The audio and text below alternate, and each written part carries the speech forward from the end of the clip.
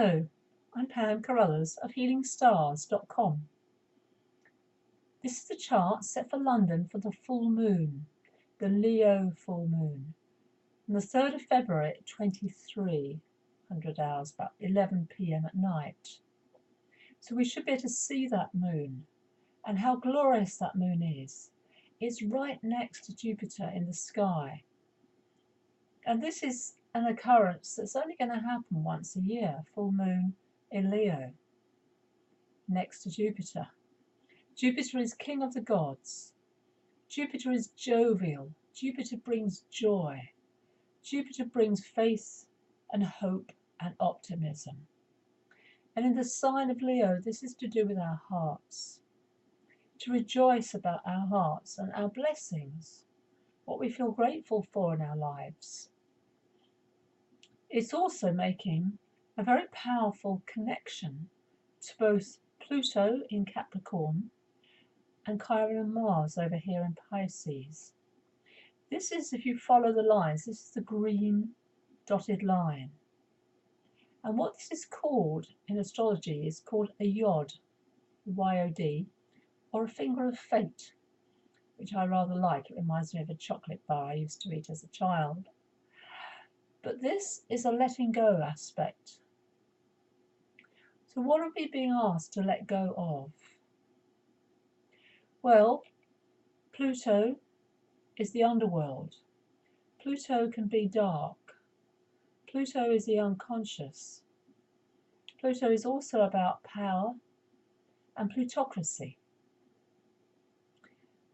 Mars and Chiron both together in the sky in Pisces. This is a very sensitive sign, Pisces. And Chiron is a long travelling planetary wave through Pisces alongside with Neptune. Mars always brings things to the surface. It's action. It can be painful because it's like a acupuncture, a healing aspect, acupuncture, but also something that stings us or bites us or connects us in some way. We feel it. So Mars is picking up a sensitivity with Chiron, a wound perhaps. But we're being asked at this full moon to let go of old wounds, to let go of old fights, old grievances that we may have. There is a positive connection.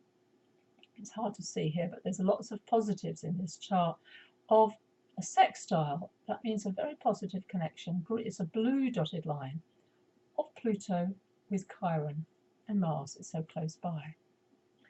What this is talking about is elements that connect.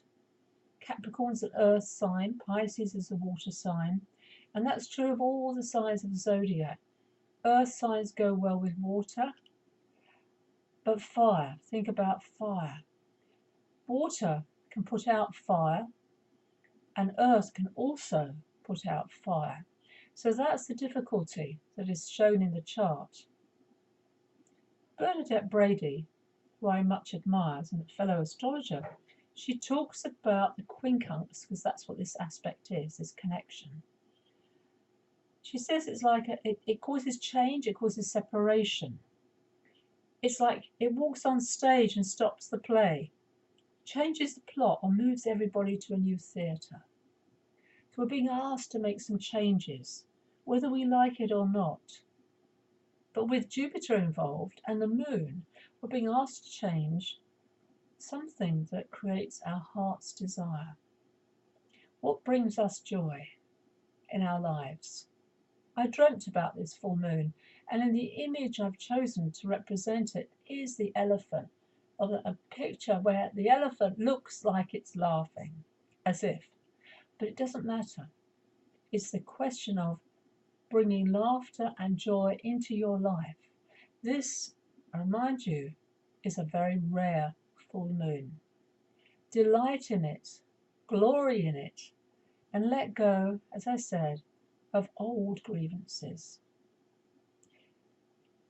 As a final note, you can't help but notice the red lines. They're all difficult. Pluto, Uranus square opposite the nose of the moon is an ongoing transit. Saturn at a right angle across here to Neptune, Venus, has passed. So I want to celebrate this full moon.